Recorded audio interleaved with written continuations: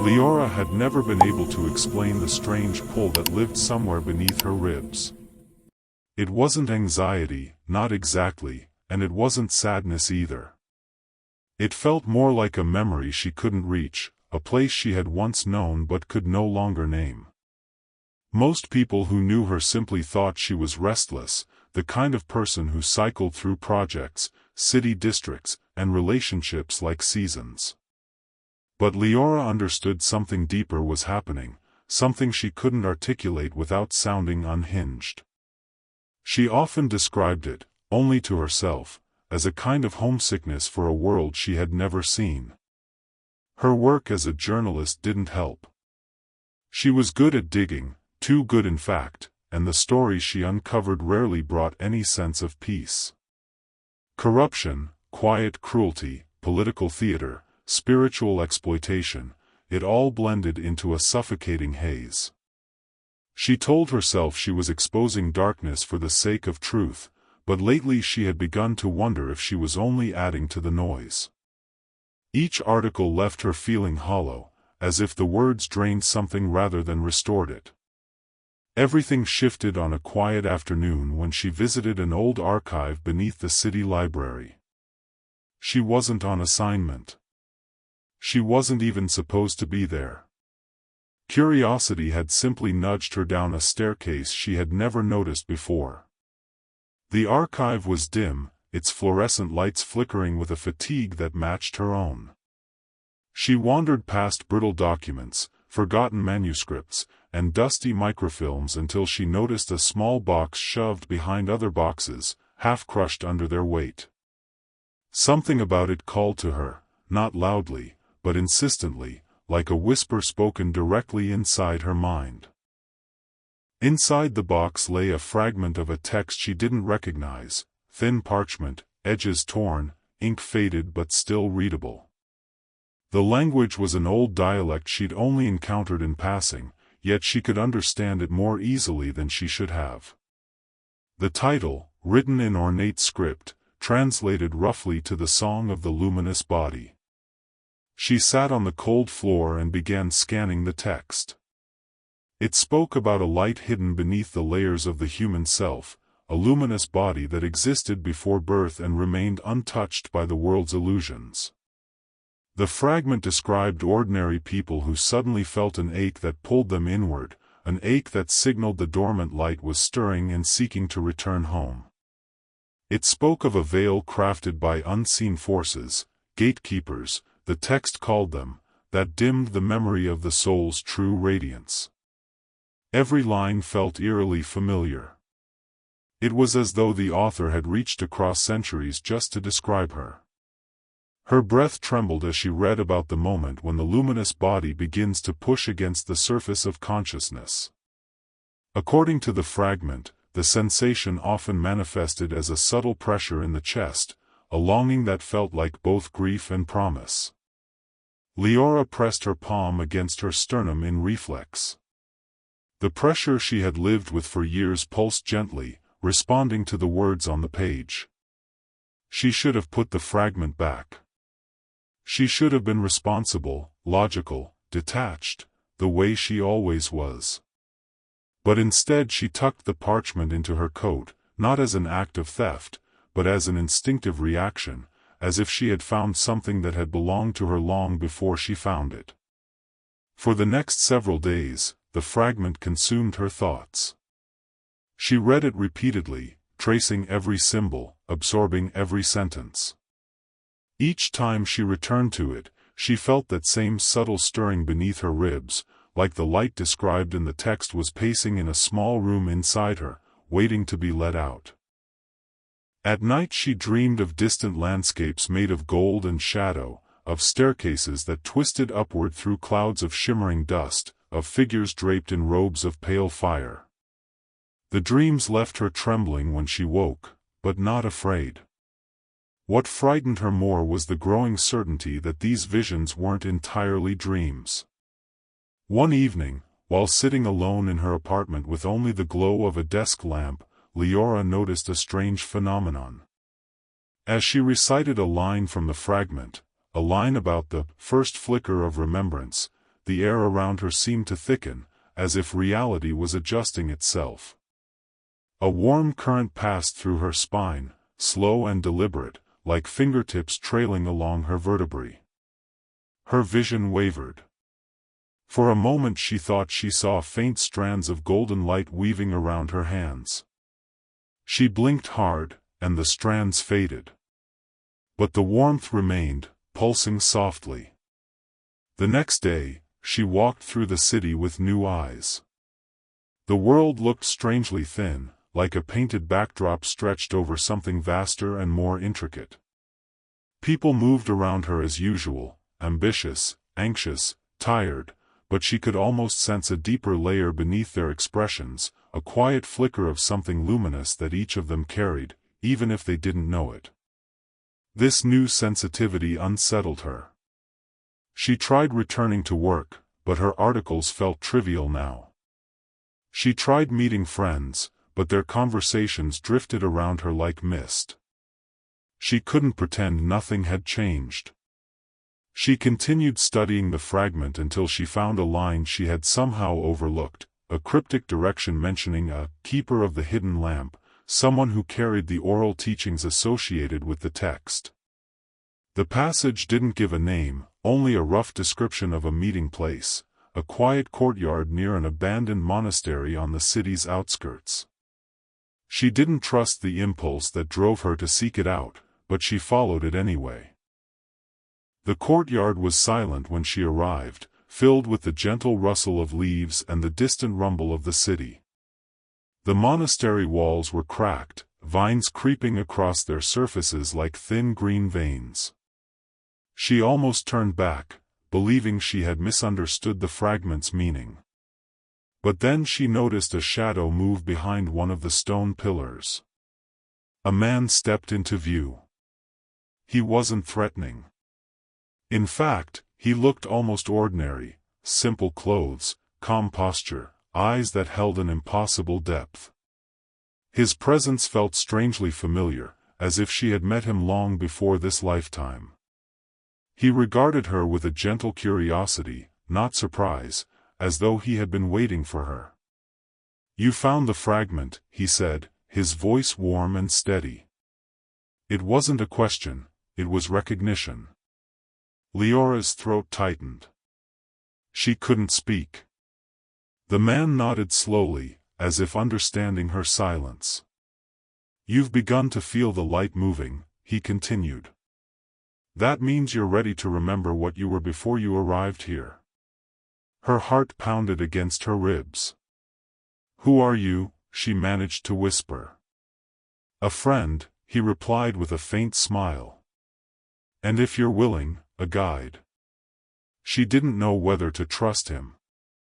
But the pressure in her chest, the same ache she had carried for years, softened for the first time. The sensation felt like a door inside her unlocking. The man extended his hand toward her. Not demanding, not urgent, simply offering. "Leora," he said, calling her by name even though she had never told him. "Shall we begin?" Her breath trembled, but she stepped forward.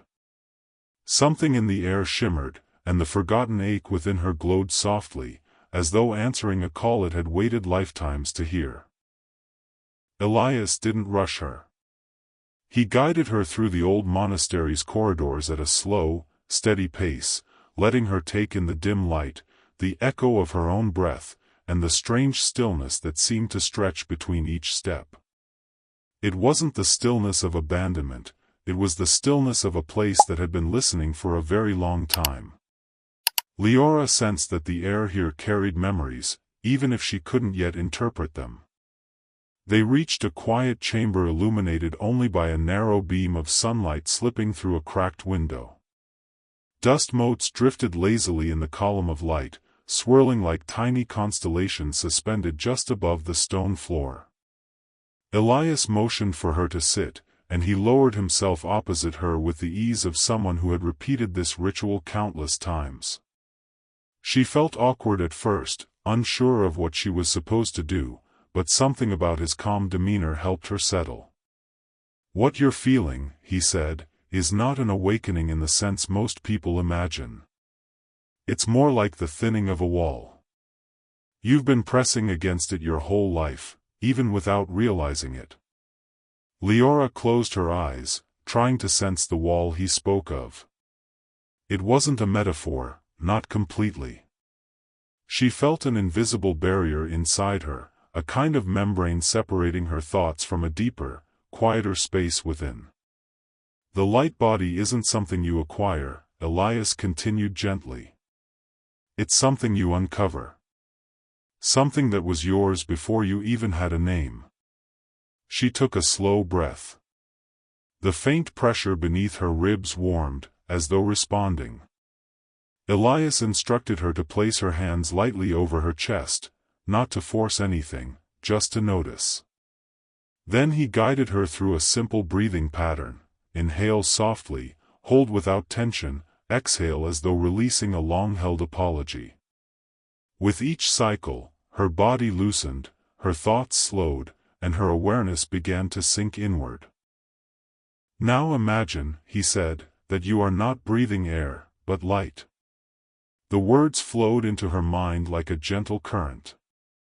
She pictured a soft golden glow rising through her lungs with every inhale, spreading through her ribs, brushing against her spine. With each exhale, she imagined the tension seeping out of her body like dark steam dissolving into the floor. At first nothing happened. She felt silly, even self-conscious. But after a few minutes, maybe longer, something shifted. The warm glow she had been imagining stopped feeling imaginary. Instead, it became something she could sense directly, like a heat held just beneath the skin. It pulsed faintly, almost shyly, like a heartbeat she had never noticed before. "Good," Elias whispered. "Now let it rise." She didn't know how to do that, but the warmth rose anyway. It expanded into her chest, spreading into her shoulders and down her arms. It felt like liquid sunlight filling the shape of her body from the inside. Then the warmth changed. It stretched upward, almost as if it were standing up within her, like a second version of herself made entirely of radiance.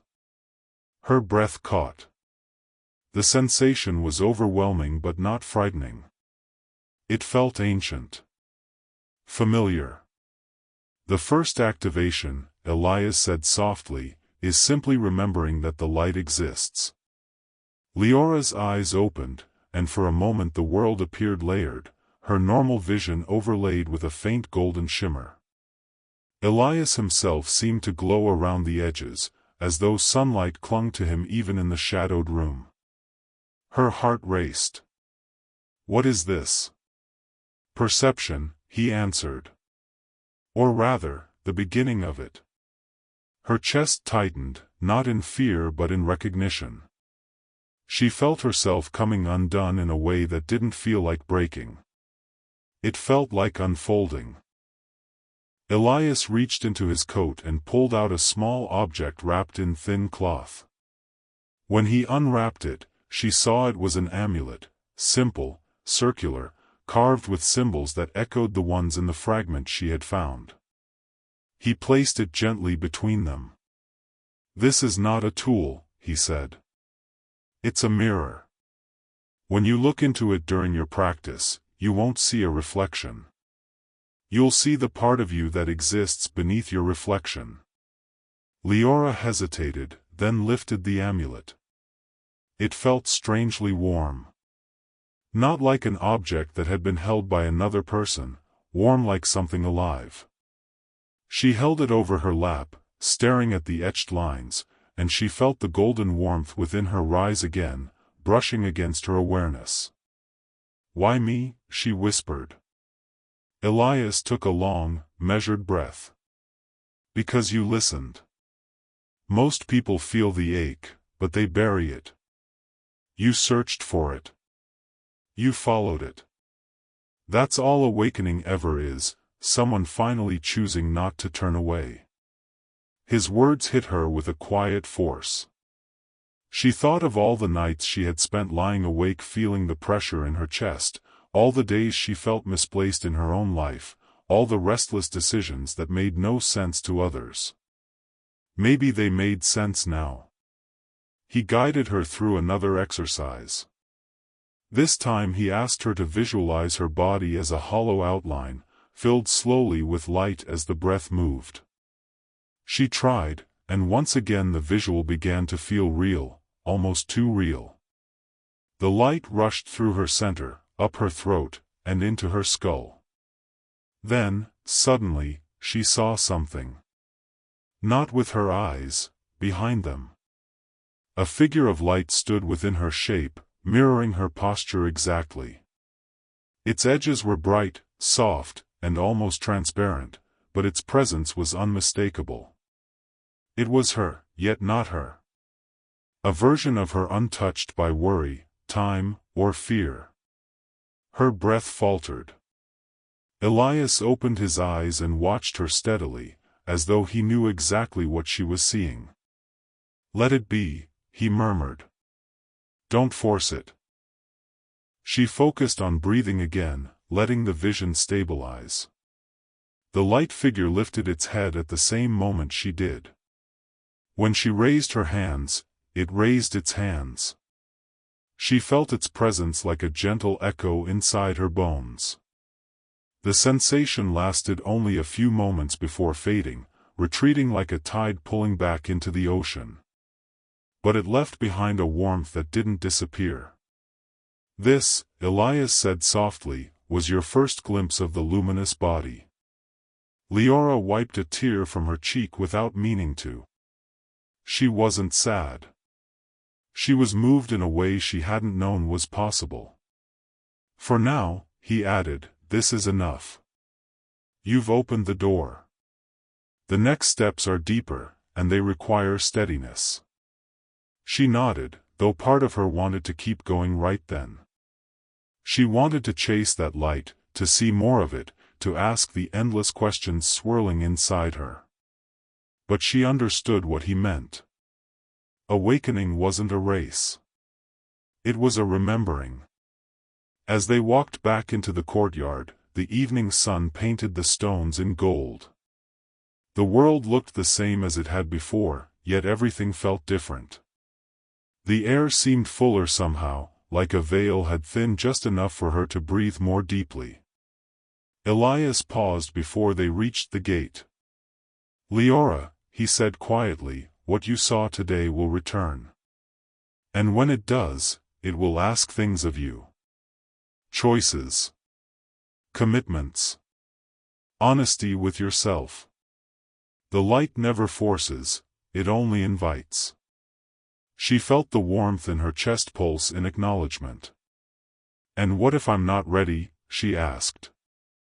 He smiled gently. "Then it will wait." She didn't know what waited for her next. But for the first time in years, the ache inside her no longer felt like a burden. It felt like a beginning. The days that followed unfolded with a strange, quiet clarity. Leora moved through the city as she always had, past the morning crowds, the restless traffic, the neon signs flickering against glass buildings, but now everything carried an undercurrent she couldn't ignore. It was subtle, like hearing a faint melody behind ordinary sounds. When she focused, she could feel the warmth of her luminous body shimmering just beneath the surface of her awareness. Not always bright, not always strong, but present, like a soft hand resting over her heart. Elias met with her every few days, guiding her through the deeper steps of the practice. Some sessions were calm, almost peaceful, others left her trembling, overwhelmed by the intensity of what surfaced. The exercises were simple in structure but profound in effect: stillness, breath, attention, presence. He taught her how to sense the boundary between her ordinary mind and the deeper intelligence residing beneath it. Sometimes it felt like standing at the threshold of a vast inner expanse, one she had somehow forgotten existed. Yet with new clarity came new discomforts. As her perception sharpened, she began to notice something she had never seen before, a subtle distortion in the world around her, as though a shadowy grid hovered behind everyday interactions. It wasn't visible to the eye. It was more like a feeling, an energetic pressure. She sensed it most strongly in crowded places, the way people's emotions fed into it, the way fear or anger made it throb. It moved like an unseen current, sustained by the collective tension of those who remained unaware of it. One evening, after a long day spent writing an article she no longer cared about, Leora walked home under a dusky sky heavy with violet clouds. She passed a group of commuters waiting at a bus stop, faces tense, eyes glazed, shoulders hunched. As she glanced at them, the pressure in her chest tightened. The golden shimmer behind her vision flickered, sharpening her perception. For just an instant, she saw it. A faint, web-like structure hovering behind the people, threads of dim light feeding on the heaviness of their emotions. It wasn't alive in the way a creature was alive, but it was aware, reactive, drawing subtle nourishment from the collective fog of human distraction. She stumbled back, heart pounding. The vision vanished instantly, but the truth of what she had seen clung to her.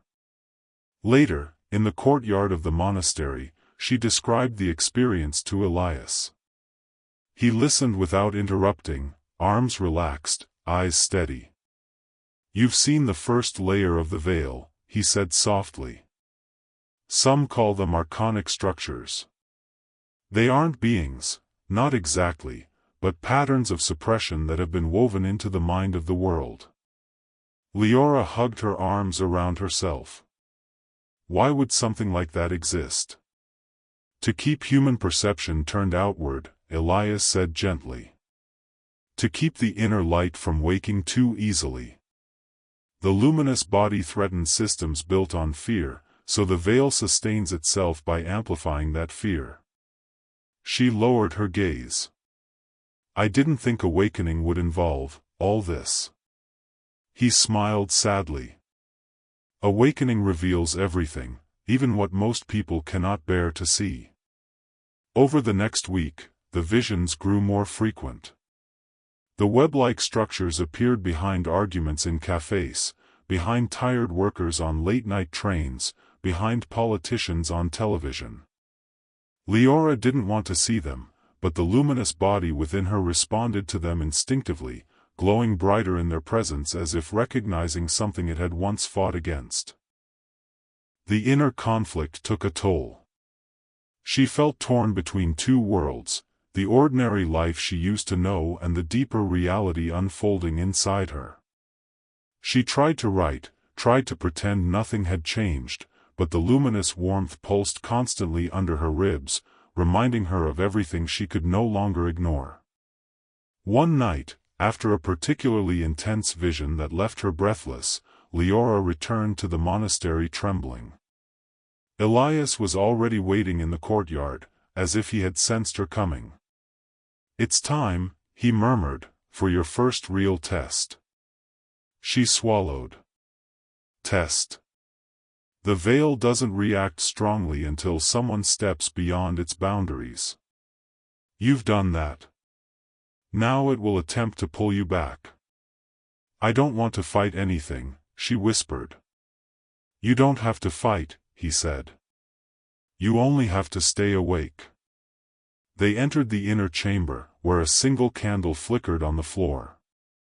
Elias instructed her to sit and close her eyes. She did, though her hands trembled. "Feel the light within you," he said. "Not as an idea. As presence." She breathed deeply. The warmth rose, expanding through her chest, down her arms, up her spine. The luminous body blossomed like a second self seated within her. She felt its calm, its steadiness, its quiet strength. Then the room's air thickened. An unseen pressure swept over her, cold and heavy. Images surged behind her closed eyes, memories twisted into doubt, old failures sharpened into shame, fears inflated into looming shadows. A voice she didn't recognize whispered inside her mind, telling her she was foolish, unstable, delusional, that none of this meant anything, that she would lose everything if she continued. Her breath faltered. The luminous body flickered.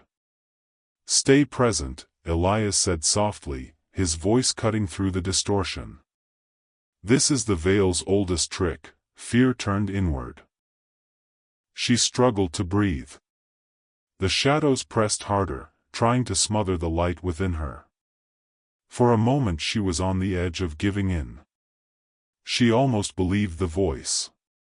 But then she felt something beneath the fear, a small, stubborn spark that refused to dim.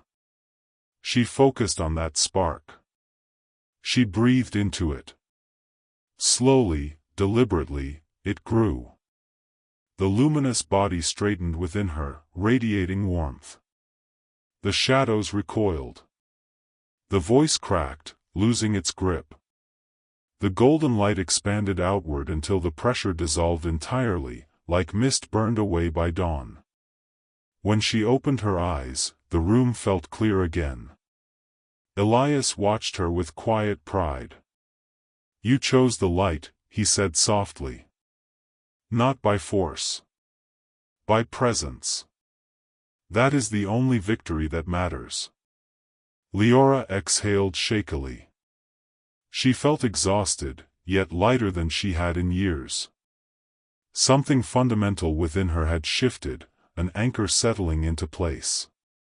"What happens now?" she asked. Elias stepped closer, placing a gentle hand over her shoulder. "Now," he said, "you learn to live as the light you've remembered. And once you do, you will help others remember too." The warmth inside her pulsed in response. She didn't know what her life would look like from here, what challenges, what responsibilities, what conflicts awaited, but she understood her path had changed permanently. The ache beneath her ribs was gone. In its place lived a steady, radiant glow.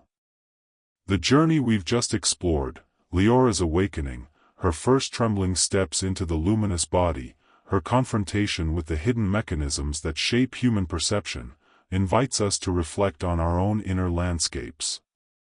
Whether we interpret her story as symbolic, mystical, psychological, or spiritual, it reminds us that the light we long for is often the light we already carry.